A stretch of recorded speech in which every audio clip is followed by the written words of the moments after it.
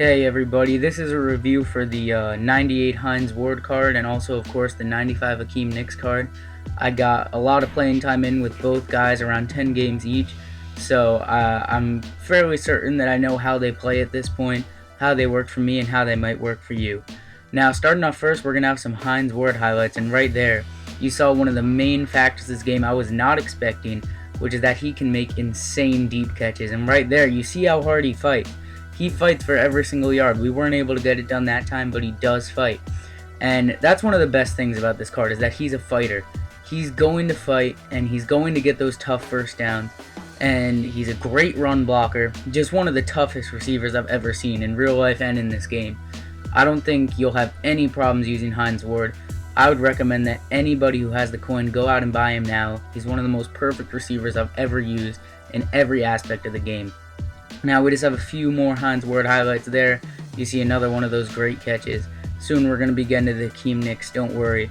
But, I mean, you can't go wrong with Hines Ward. Short routes, medium routes, long routes, right there. That could have been a pick, but he just came and he swooped across and he stole it from the cornerback. And right there, just another out route, just showing his versatility. He could run any route on the tree. Now we're going to switch into Hakeem Nicks. There you see a nice little post route. And here coming across the middle, he's great at those medium routes, and he's dangerous on any play. Once the ball's in his hand, he could go anywhere with it. And I mean, just crazy catching traffic. He'll get great animations. There you see holding on for a tough clutch first down. Here's another great example of how good he is. Just fights for that touchdown, and he'll get you in the end zone. He will, I'll say that. He's definitely better at driving you down the field. There you see a tough drop in traffic. He's definitely better at driving you down the field than he is at getting in the red zone. But, I mean, he'll get it done for you. There you see another example of him catching it in between a couple guys. Here I think is a corner route that he just steals away from the defender. He makes really tough catches, I'll say that. And here's where I recommend using him the most, in that medium passing game. He's great on short routes, but his route running's a little low.